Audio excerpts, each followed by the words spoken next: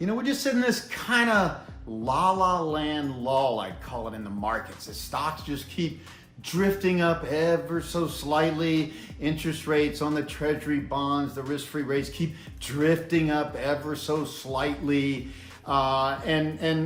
These things I've shown in recent newsletters and updates to subscribers that this is coming to a head. We're in a rising wedge, which is usually a terminal pattern, at least it's the final pattern in a time frame on stocks.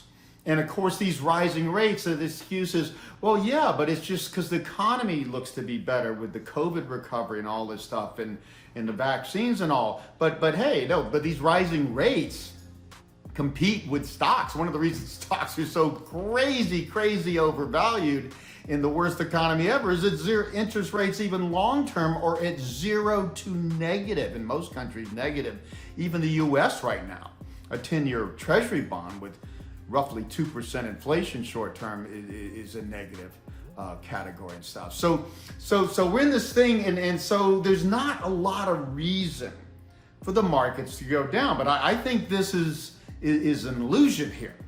And we got to step back a minute. One of the reasons there seems to be no reason for markets to go down, got this endless stimulus thing. I mean, don't you think they're finally overdoing it here? I mean, come on, close to $4 trillion in QE since the repo crisis and COVID. And now the most recent total, $5.1 trillion with the new $1.9 trillion fiscal stimulus plan. And remember, fiscal and monetary together add up to $9.1 trillion now, 44% of GDP.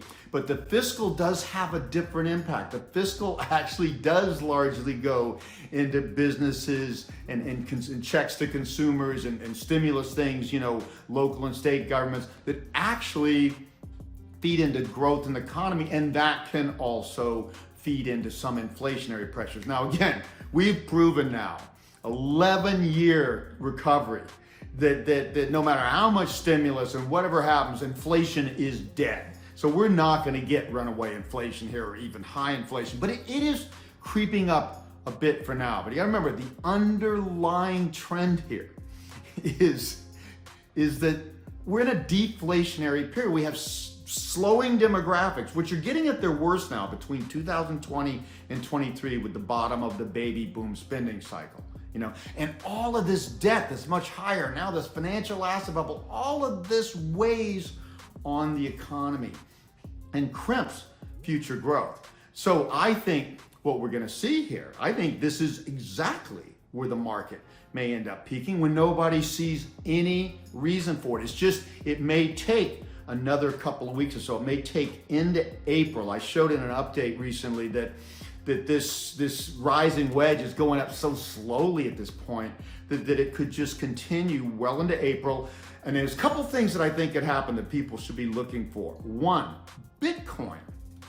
Bitcoin has been so far in its brief, big, early stage bubble like the dot-coms. People should know I've been comparing cryptocurrencies, Bitcoin, and particularly blockchain to the dot-com revolution in the very late 90s that crashed after an early stage, a crazy overvalued early stage bubble. AOL at 400 times earnings, all types of billion-dollar companies with no sales and earnings sort of stuff, just like kind of now. It crashed 95%, okay? Amazon went from 136 to $6. And then we had the great boom in internet and dot-com and retailing stocks, okay, where Amazon, of course, took over the world. And the internet did flourish and become the next big thing. Well, I see blockchain and all this crypto stuff as the next big thing in the internet. It is the internet of financial assets and money. So that is obviously important and maybe more valuable long term. But we're at a ridiculous valuation. Bitcoin, 62,000. I mean, why? Okay? It's used for transferring illegal money. That's right. It's not going to be used to purchase cars at Tesla and stuff. This is baloney. It's not a purchasing vehicle. There's other cryptos that could be, okay? And that's part of the revolution, but that's not what's happening now. So I think Bitcoin has been peaking every 4 years at the end of the year on its halving cycle. But you know what? Bitcoin also has seen most of its massive surges in about 3 months. Bam, and we just saw that from December through February and March, just a little over 3 months. And we've broken, I just showed it in an update the other day, we've broken the uptrend line pretty clearly and could break a few more ahead. The last time we saw a big run in Bitcoin in the late 2017, December to be precise, stocks had their first big bubble peak about 5 to 6 weeks later in January.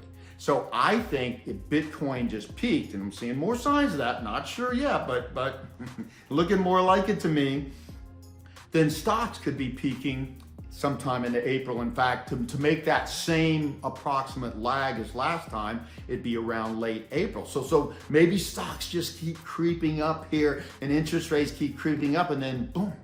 And then Bitcoin keeps weakening as people start to see, oh, wait a minute, the bubble trends. Because we got to remember, and I've never seen so much baloney about stuff as Bitcoin and cryptocurrency. I'm one of the biggest fans long term, okay? I see the potential, but I also see the bubble. Bitcoin is not an inflation hedge. It is not a safe haven, for crying out loud. Bitcoin has been correlating with one thing and one thing only, the bubble, and particularly the stock bubble, which is the greatest bubble outside of Bitcoin. Bitcoin and crypto is like the dot-coms coming at the top of the last tech bubble and making it much more extreme, except that these cryptos and Bitcoin are not in the NASDAQ like the dot-coms were, so they're happening on the side. So Bitcoin's the first sign that something may be going wrong here. Another thing, February, everything's down. Existing homes, new home sales even more. Orders for autos.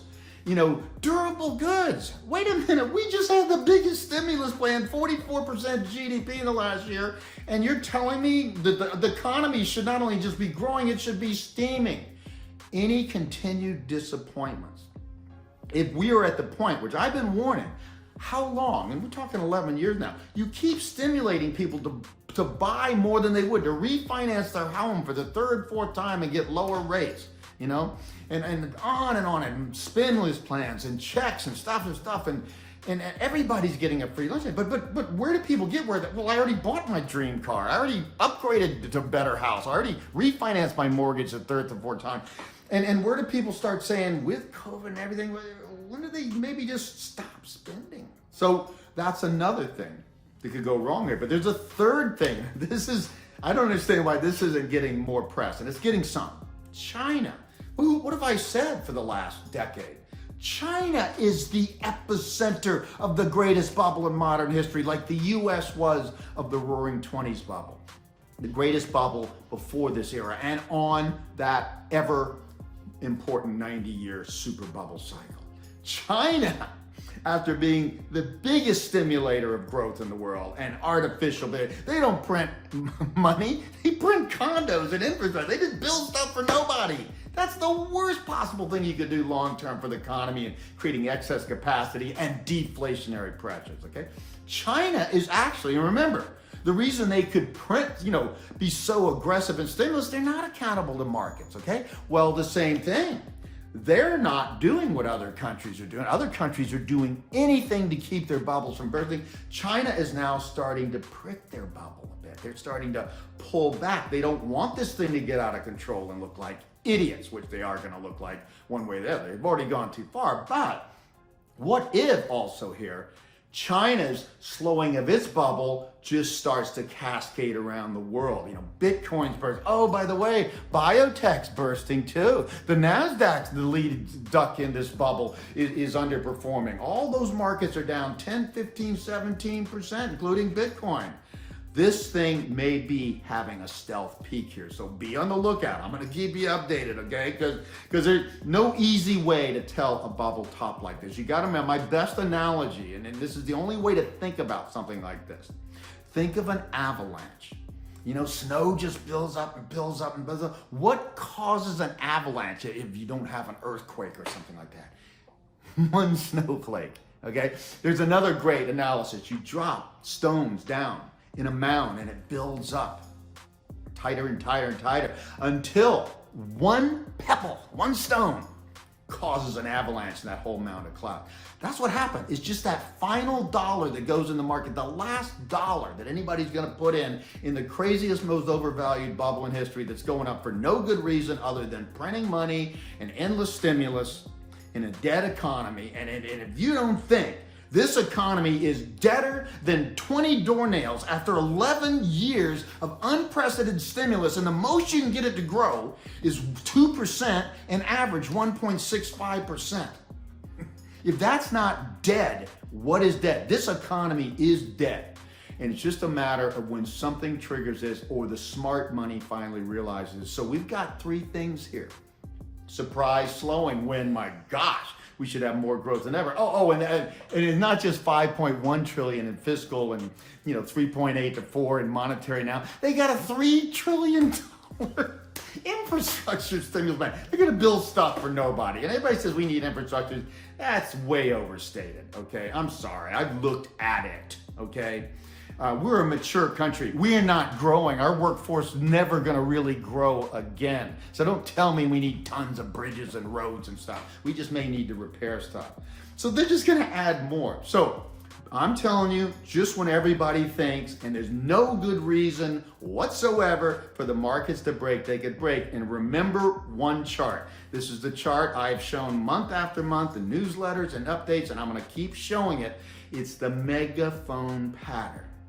Chart patterns don't have to work out, but the megaphone is one of the most reliable. It comes almost exclusively at major tops when markets are trying to make new highs for momentum, but the fundamentals are weakening just like now, and you get new higher highs, but every time you get lower lows. That megaphone chart is saying the next crash in stocks is not going to be 35% like the last one. It's going to be 47, 48, 49%, and that's the S&P 500, not the NASDAQ and the biotech and Bitcoin and stuff like that.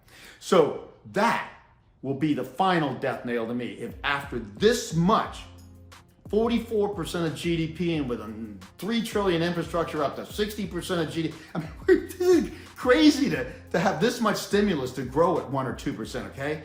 This much stimulus and the economy still is weak and can't get off its, you know what?